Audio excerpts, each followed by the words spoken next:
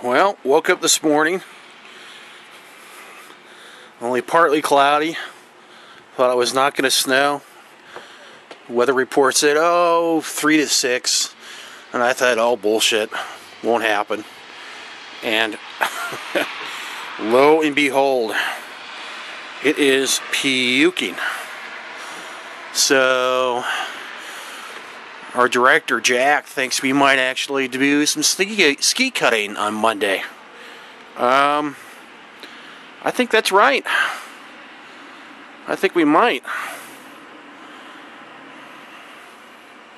Although it's just about perfect. It's coming in wet and heavy.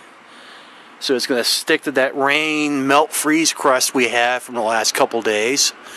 So if it just starts to cool off, and it'll start really piling up. But damn, this is great.